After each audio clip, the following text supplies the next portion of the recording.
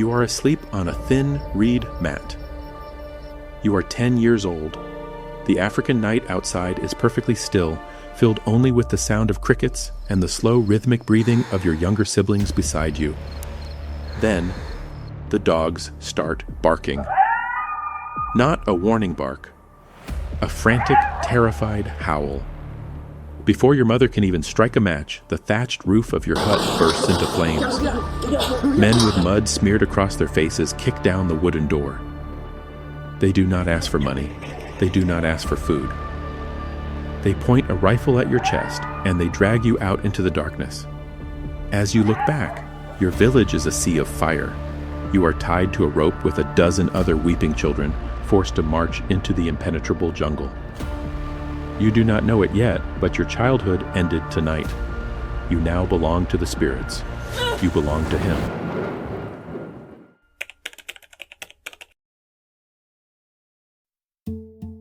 Welcome back to Echoes of Africa. Today, we are looking at one of the most elusive, terrifying, and bizarre warlords in modern human history. We are exploring the mind of a man who claimed to hear the voice of God, but built an empire entirely out of stolen children. This is the dark, true story of Joseph Kony and the Lord's Resistance Army. Who is Joseph Kony? To understand the nightmare, we have to look at where it was born. Joseph Kony was born in 1961 in Odek, a small, dusty farming village in northern Uganda. He belonged to the Acholi ethnic group. As a young boy, there was absolutely nothing terrifying about him. He was an altar boy in the local Catholic church. He was quiet, a bit of a loner, and known in his village for being an excellent dancer. He dropped out of school early to work as a traditional healer alongside his older brother. But in his early 20s, Kony began to change. He claimed that he was being visited by spirits. He would fall into deep, violently shaking trances, speaking in tongues, and taking on different voices. He claimed to be possessed by a multinational pantheon of spirits. How many spirits speak to you? Very many. I don't know the number. But they speak to me. They talk to me. There was a Chinese spirit named Ing Chu, a fierce Congolese spirit, an American spirit named King Bruce, and the chief spirit, a commander named Juma Oris. Kony claimed these spirits had chosen him as their earthly vessel. But with the end of spirit, they will tell to us, you, Mr. Joseph, go and take this thing and that thing. He told his followers that he could predict the future, that he could read their thoughts, and that he had been given a divine mission by God himself. Jesus Christ says, go and teach, go and abduct. He said go and abduct? Yes. I don't remember that being in the Bible. Jesus Christ said, you are no longer going to be fishermen, but you are going to catch people instead of fish. But don't you think he meant their souls? He didn't mean physically capture them and tie them with a rope That's and take mean abducting. His mission was to overthrow the Ugandan government and rule the country strictly by the biblical 10 Commandments. This is the emblem of the Lord's Resistance Army. In the middle of the heart is a 10 Commandment of God. We are fighting to defend the 10 Commandment of God because people are not following the 10 Commandment of God. But Kony's rise was not just about spiritual madness. It was about political desperation.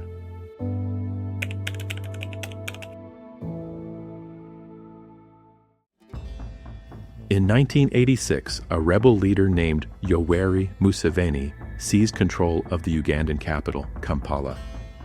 Museveni's forces were primarily from the south of the country. When they took power, the Acholi military elite from the north were violently ousted. The Acholi people were terrified of retaliation from the new government. They felt marginalized, persecuted, and completely defenseless. In this atmosphere of profound desperation, the Acholi were looking for a savior. Initially, they turned to a woman named Alice Alma, who called herself La Quena. She formed the Holy Spirit Mobile Forces, convincing thousands of Acholi peasants that if they smeared themselves in shea butter, government bullets would bounce off them like water. It was a catastrophic failure. Thousands of her followers were slaughtered by the government's machine guns, and Alice fled into exile. Into this massive, bleeding power vacuum stepped her supposed cousin, Joseph Kony. He gathered the shattered remnants of her army and formed the Lord's Resistance Army, or the LRA. In the very beginning, he had some support from the local Acholi people. He framed himself as their spiritual protector. But as the war dragged on, Kony's forces suffered heavy losses. The local population grew exhausted by the endless fighting. They stopped volunteering their sons. They stopped giving his fighters food. They begged for peace.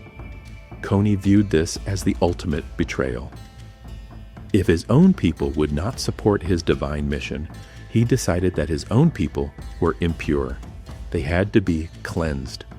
The Lord's Resistance Army turned its guns away from the government and aimed them directly at the very people they claimed to be fighting for. Kony realized that adults were too stubborn, too skeptical, and too exhausted to fight his holy war. He needed soldiers who could be molded perfectly. He needed a blank slate.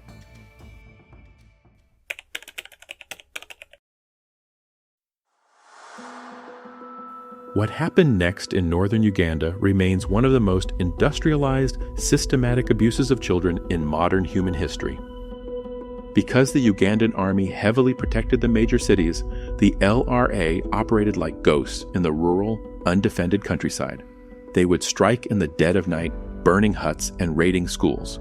The abduction was only the first step.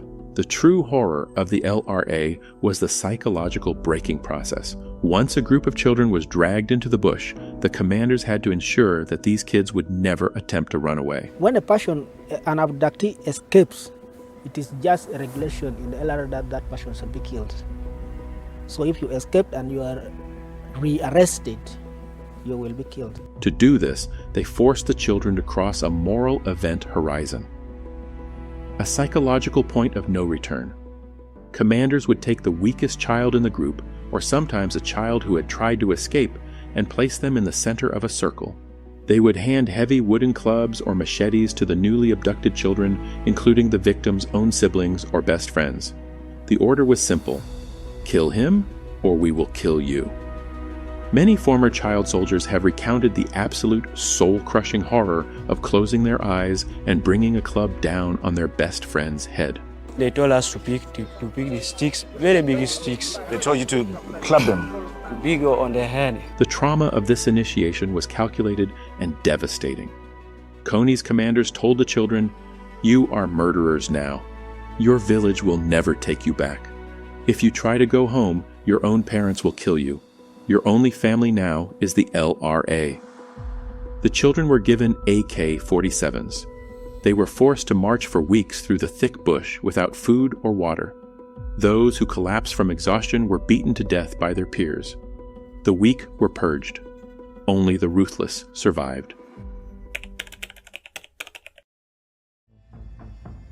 Life inside Joseph Kony's army was a terrifying blend of extreme military discipline and profound, inescapable superstition.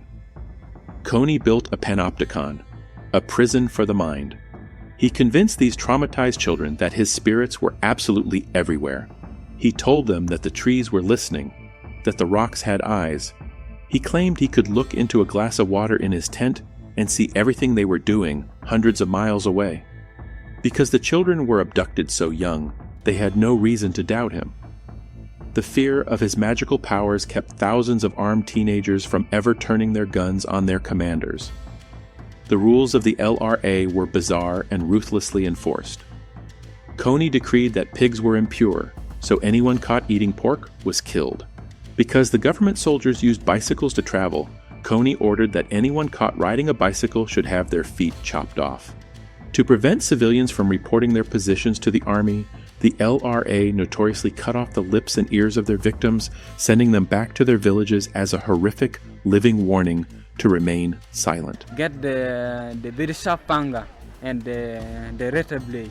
Just begin cut them up and here, and then put his finger into the big tree and cut off, and leave the man there, and just tell him that they go to the village and tell the people that whenever anybody come to the village, they will do the same thing to them. And for the young girls abducted into the LRA, the nightmare was twofold. While some girls were armed and trained to fight on the front lines, thousands of others were distributed to Kony's commanders as so-called tinkas, or bushwives. It was a state-sanctioned system of sexual slavery. Kony himself is believed to have taken over 60 wives and fathered dozens of children in the bush. When I was 14, I was given to a commander as his wife. What was he like? Was he good to you? How was he to you? He was bad. When I didn't want to sleep with him, he'd beat me, and he'd force me to sleep with him. It was the same for all the girls. These young girls carried the heavy ammunition boxes, cooked the meals, and endured unspeakable abuse, entirely stripped of their humanity.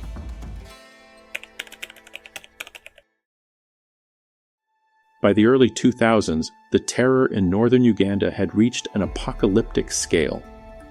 Over 1.5 million people were forced into squalid, disease-ridden displacement camps by the government, supposedly for their own protection. And every single night, the roads leading into the major towns were flooded with children. They were known as the night commuters. As the sun set, up to 40,000 children would leave their rural villages and walk for miles to sleep on the concrete floors of bus stations, hospitals, and churches in the town of Gulu. They slept huddled together, thousands of them, just to avoid being snatched from their beds by the LRA. An entire generation of children treating the night itself as their greatest enemy. But some did escape. During heavy firefights with the Ugandan military, or under the cover of a chaotic ambush, a few brave children would drop their weapons and run blindly into the elephant grass. When they finally emerged from the bush, emaciated, covered in scars, and deeply traumatized, they were taken to rehabilitation centers run by grassroots organizations and courageous local social workers. The stories these survivors told the world were deeply haunting. Young men confessed to burning entire villages. Young women returned carrying babies fathered by the very men who murdered their parents. The psychological rehabilitation was agonizing. How do you convince a 15-year-old boy that the spirits are not watching him?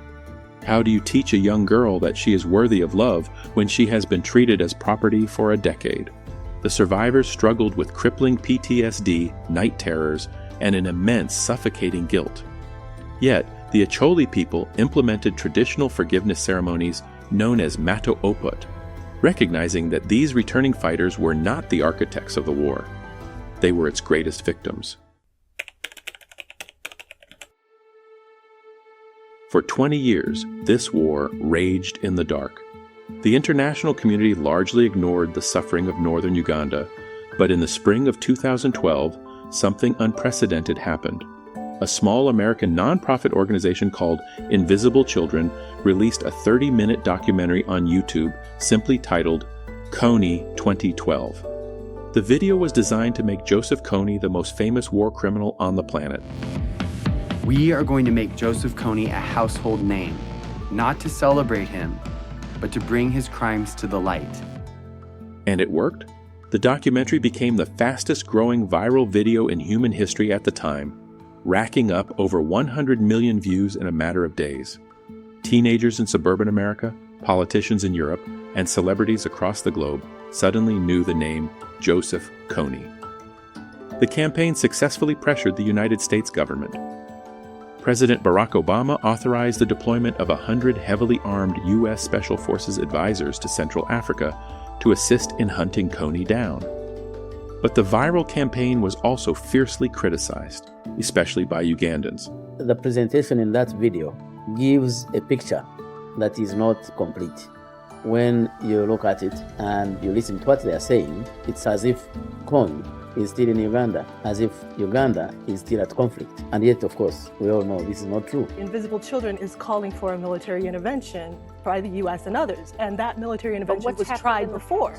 It was tried before. Back in 2008, it was called Operation Lightning Thunder, reported well in the New York Times and elsewhere, where the U.S., using military forces, went in and working with the Ugandan militaries. What we saw essentially was Ugandan civilians caught in the crossfire, huge escalation in deaths at that time. A military operation that in fact failed, was never reviewed, never scrutinized, and now a call for essentially young people to go all out and essentially support yet another attempt at a military intervention. The video vastly oversimplified a deeply complex, decades-long political conflict. It painted the Western filmmakers as the saviors of Africa. But perhaps the biggest flaw of Kony 2012 was that its timing was entirely wrong. By the time the world was screaming for Kony's arrest in 2012, Joseph Kony was not even in Uganda anymore. Years earlier, a massive military offensive had pushed the LRA out of northern Uganda entirely. They had fled deep into the dense, lawless jungles of the Democratic Republic of Congo, the Central African Republic, and South Sudan. The war in Uganda was already over. The ghost had simply moved to a new forest.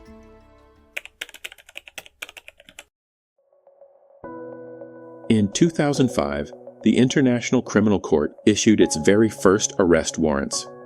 At the absolute top of the list was Joseph Kony, indicted on 33 counts of war crimes and crimes against humanity.